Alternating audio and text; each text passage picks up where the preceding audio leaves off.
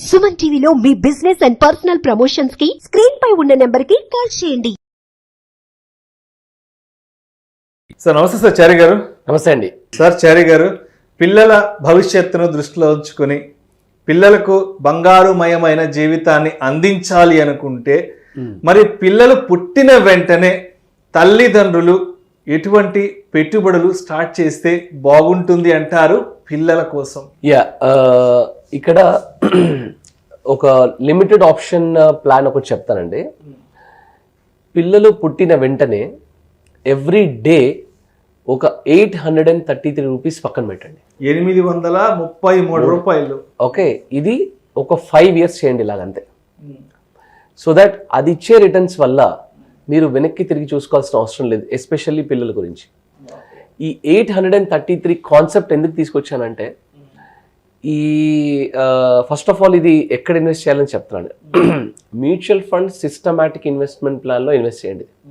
Okay, so మరి daily concept ఏంటి అంటే, మీరు అనుకోవచ్చు మ్యూచువల్ ఫండ్ ఎస్ఐపిస్లో every day mutual fund SIPs అంటేనే ఎవ్రీ మంత్లీ ఇన్వెస్ట్ చేసేది కదండి, మరి డైలీ ఎట్లాగా అనేది మీ క్వశ్చన్ అయ్యి ఉండొచ్చు.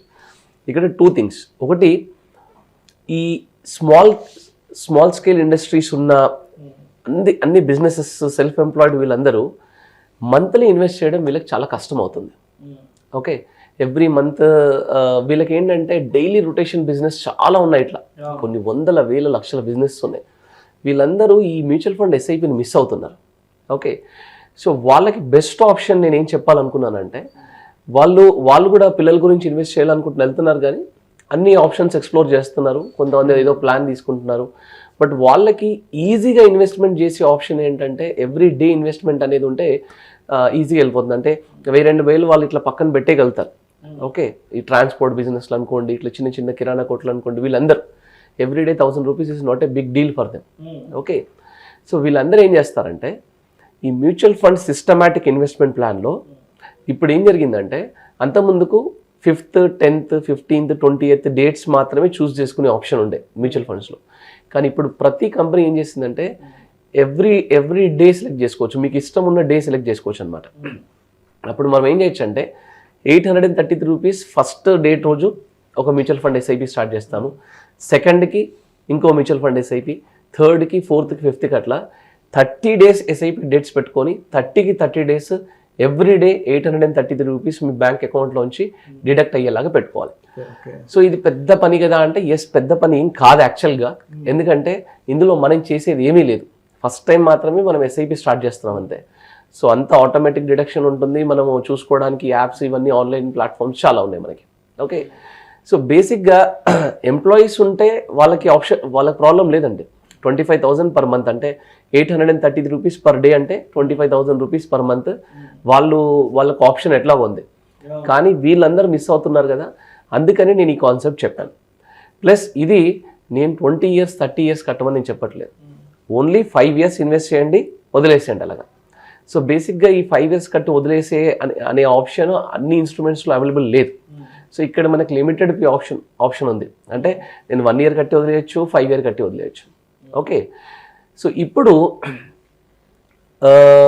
5 yearsలో 833 rupees per day into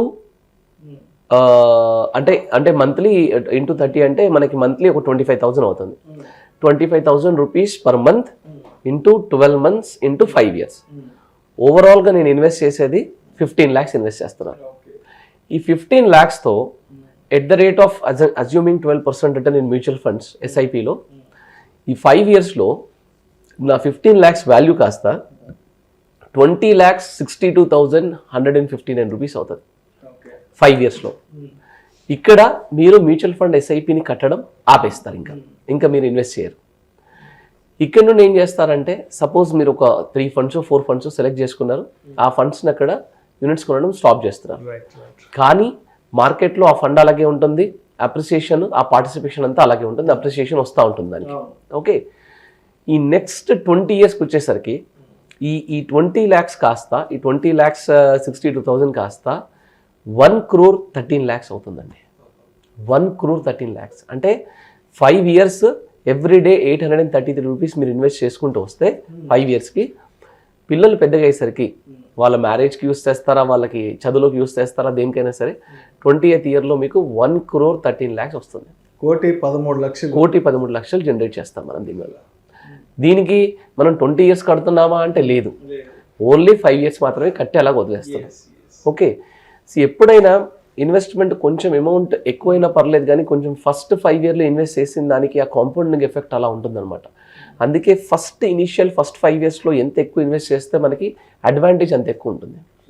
okay, జనరల్గా మనము ఇప్పుడు సుకన్య సమృద్ధి స్కీమ్ అనే ప్లాన్ ఒకటి ఆప్షన్ ఉంది.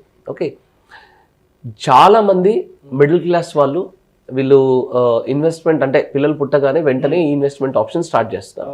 ఒక విధంగా చూస్తే ఈ ప్లాన్ని, నేను చెప్పిన ఆప్షన్ని ఆ ప్లాన్తో మీరు కంపేర్ చేసి చూసుకోవచ్చు. దాంట్లో ఏమవుతుంది అంటే first point, that plan is also good plan. అది మంచి ప్లాన్ కాబట్టి గవర్నమెంట్ లాంచ్ చేసింది.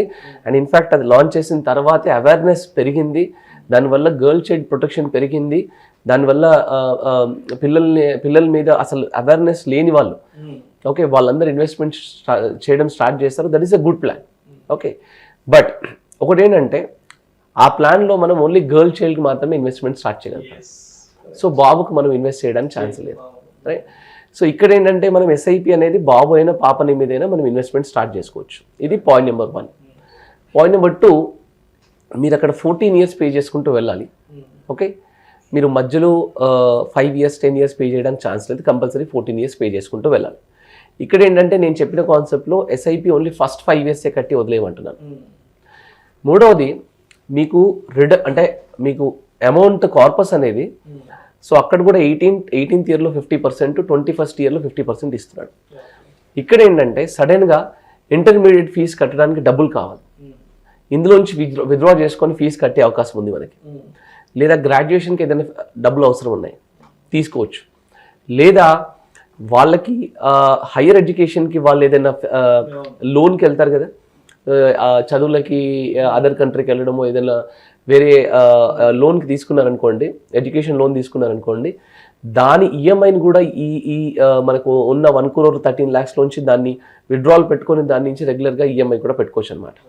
ఓకే, సో పిల్లల భవిష్యత్తు గురించి ఎస్పెషల్గా ఈ సెల్ఫ్ ఎంప్లాయిడ్ బిజినెస్ క్లాస్ ఉన్న వీళ్ళందరూ, ఎంప్లాయిడ్ క్లాస్ అనుకోండి వీళ్ళు కూడా, సో పిల్లల భవిష్యత్తుకి పిల్లలు పుట్టగానే ఏ పేరెంట్కైనా ఏంటంటే ఫస్ట్ పిల్లలు పుట్టగానే వాళ్ళ ఫ్యూచర్ గురించి ఏదైనా ఇన్వెస్ట్ చేయాలనే కొంచెం ఇది ఉంటుంది, తపన ఉంటుంది. సో అది వాళ్ళు 0 yearsలో చేస్తే చాలా మంచిది. 1-2 years లేట్ అయినా కానీ నెవర్ లేట్ దెన్ నౌ, ఇమీడియట్గా స్టార్ట్ చేసుకోవడం బెటర్ అండి. సో వాళ్ళకి పిల్లలు పుట్టిన వెంటనే ది బెస్ట్ ఆప్షన్ ఏంటంటే మ్యూచువల్ ఫండ్ ఎస్ఐపీస్.